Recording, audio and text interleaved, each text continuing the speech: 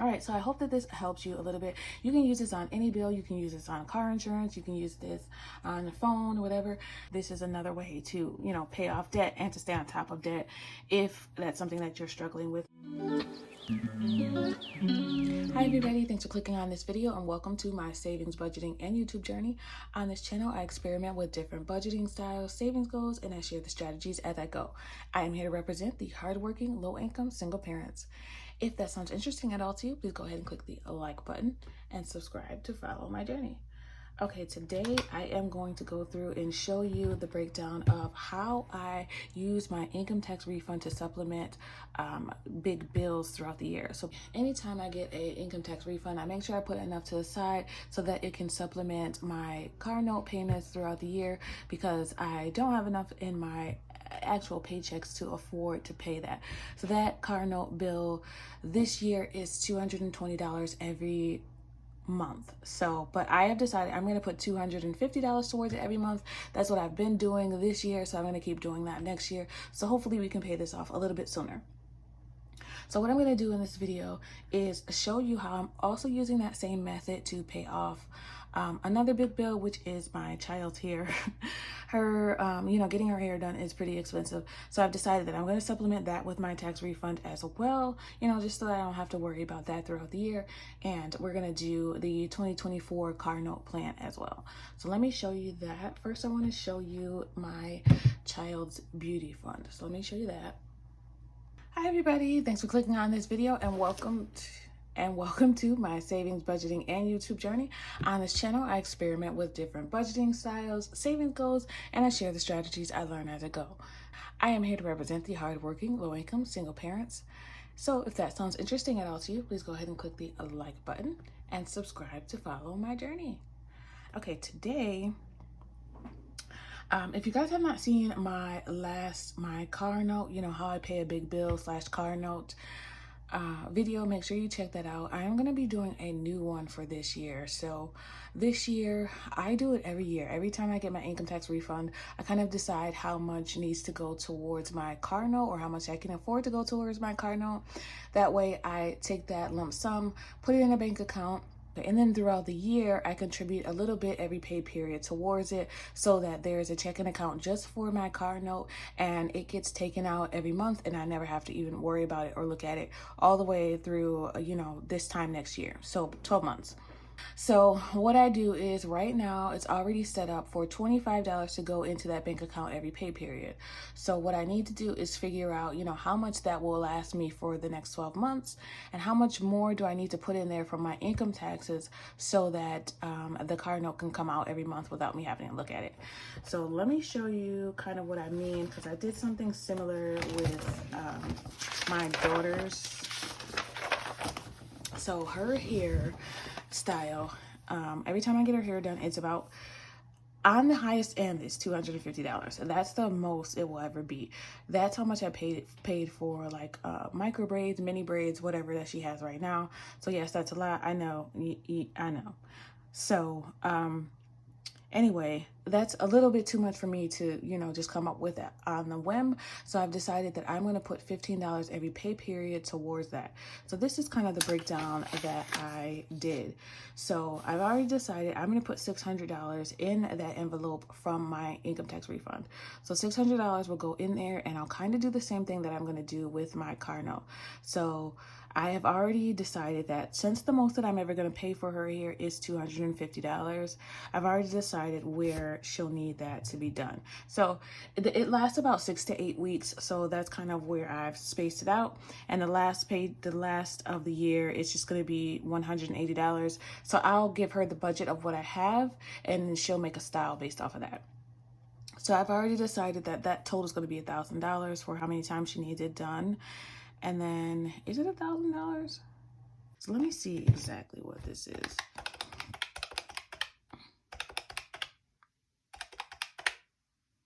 That's $930. So I played around with this quite a few times. So let me show you exactly what I did. So I took, there's actually going to be a total of, let's see, 250 times 3 plus 180. So there's $930 actually for the end of this year. This isn't going to go all the way 12 months like the car note will be. This is just going to go through the end of this year.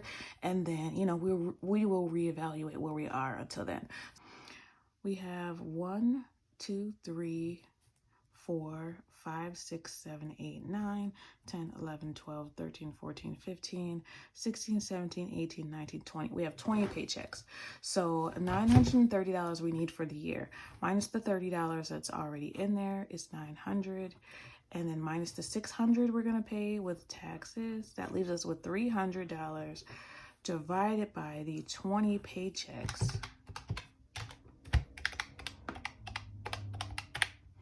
That's how we got the 15 per pay period. So that's why, because it's not 26, it's not throughout the whole year. So if it was throughout the whole year, then I would contribute less towards each pay period. I think it would be about $12. But anyway, this is how I break it down. So right now we have the $30 currently in that envelope for her hair. And then every pay period, we're going to add $15 more. So I've already figured out when the appointments will be. So the appointments will be April, June, September, which is right before her birthday, and then in November. That'll be the last one of the year.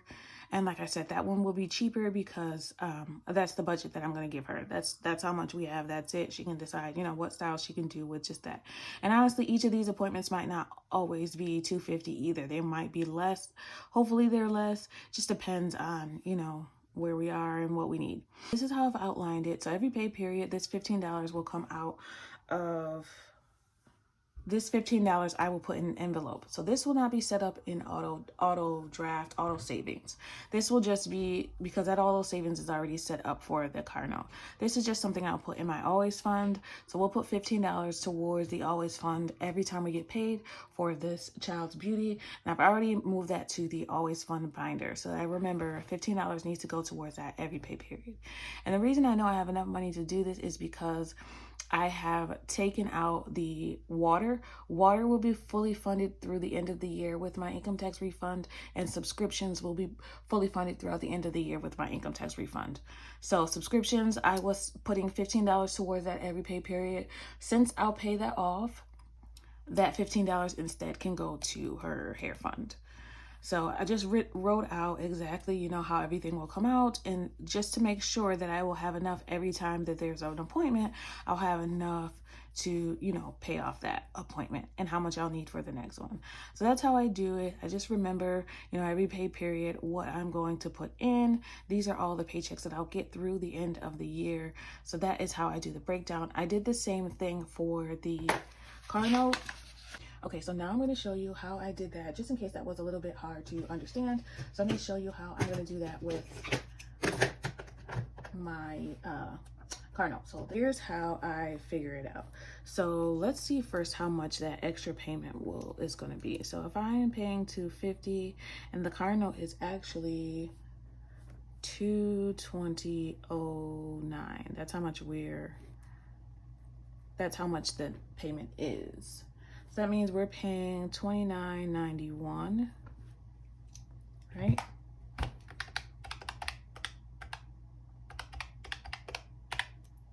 Yep, that means we're paying $29.91. Let me see, times 12 months. Let's see how much extra that's going to be. So an extra $358.12. $358.98. I don't know where I got 92. Jesus. So this is how I figure out how much I need to contribute to. If I decided I want to put $250 for 12 months towards it, I need to multiply that. So $250, that's how much I want to pay every month. And then I multiply that by 12 months. Okay, so let's see. That's $3,000. So I don't want to take a whole $3,000 from my income tax refund. So I'm going to supplement it with my income that, like I'm already doing it. So what I do now, $25 every time I get paid, is going automatically to this car note fund. So there's a savings account that I have set aside. Technically it's a checking account, but that I have $25 going to it every time that I get paid. So I'm going to keep doing that. So what I do is I kind of just multiply how many paychecks, how much money that will be in the next year. So in the next year, $25 every pay period. Sorry, that's $25 every pay period. So we get 26 pay periods if you're paid bi-weekly. So let's see. Not every month. Every pay period, that leaves me with $650. So I can subtract that $650 from the $3,000 because that's already gonna be coming out. So $3,000 minus $650, that leaves me with $2,350.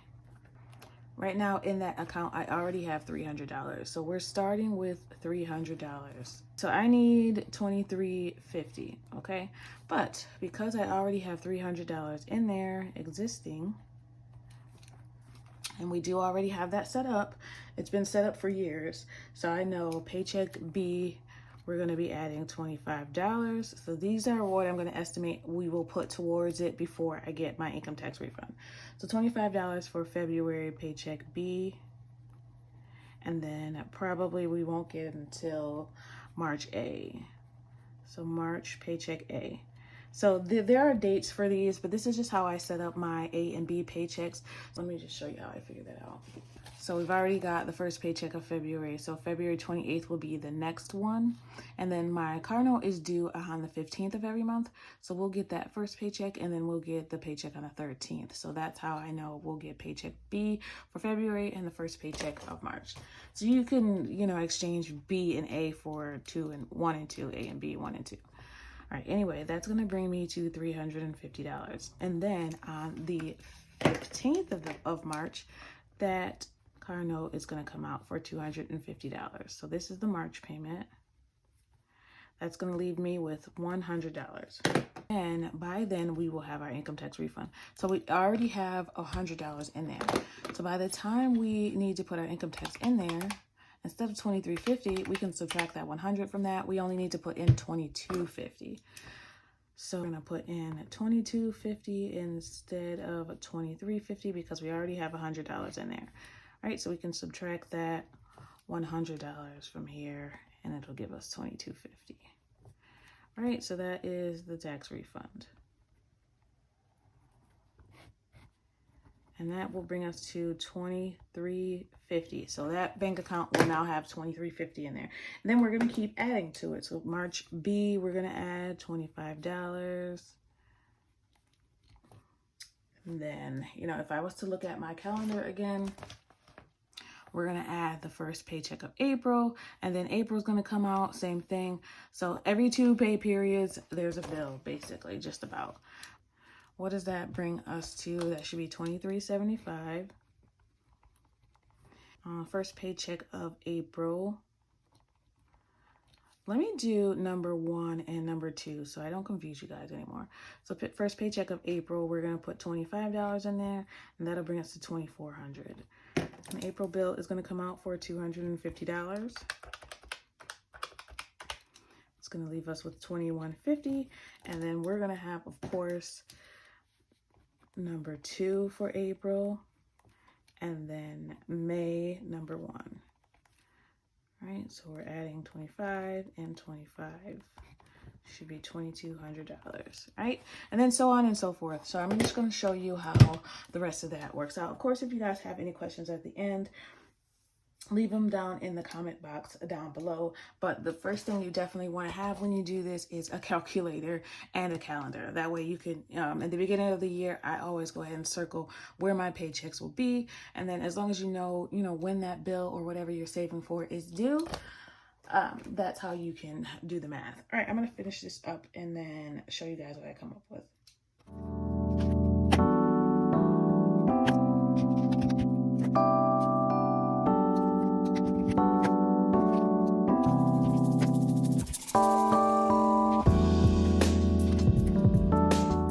So now we have it right. So the March bill will be the last one that comes out. So we have to get our income tax before the second paycheck of March.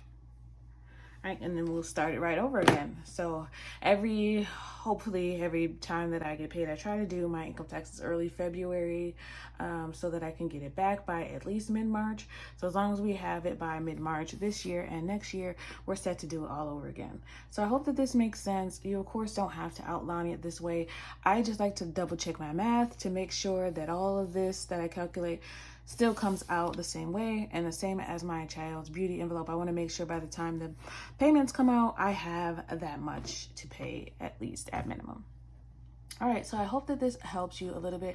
You can use this on any bill. You can use this on car insurance. You can use this on the phone or whatever. I could, if I was to make just one lump sum payment of this amount, of course that would take my total down, but where's that extra $250 going to come from every month? So this is just for something that's a bill that you have to pay every single month. You know, it's something that is routine, maybe a debt that you have to pay every single month that, you know, probably can't come from your regular, and even if it can, you know, this is just another way to kind of supplement that income to give you some more money and freedom throughout the year to pay for other things. So that's why I started doing this, is because one, I couldn't afford to pay it throughout the year, and two, even if I could, that extra money can go either towards something fun or another bill so that I can get ahead of it. This is another way to, you know, pay off debt and to stay on top of debt if that's something that you're struggling with, or if you just want to have, you know, more of the money throughout the year for yourself other than, you know, just these debts or bills that you have to pay. All right, that's it for me today. Please, of course, like I said, if you have any questions, make sure you look in the, make sure you leave those in the comment box down below. I always like to interact with you guys. Let me know what you think about this. Is this something that you give a try or even recommend to a friend? I always recommend this to a friend. It's just something I started doing a few years ago. Maybe not even a few years ago. Like when my daughter was little, I started doing this, and I've been doing it ever since. And I think it's a great tip. That's why I wanted to share it with you guys. If you enjoyed the video, or you like kind of budgeting tips like this for those of you that are on low income or finding a better way to manage the income that you have, low, high, or medium income, please go ahead and like the video and subscribe to continue following my journey and for more budgeting tips. Thanks so much for spending time with me today. I always appreciate it. I want you to always remember it is about progression and not about perfection. Thanks for watching. Happy saving. Bye.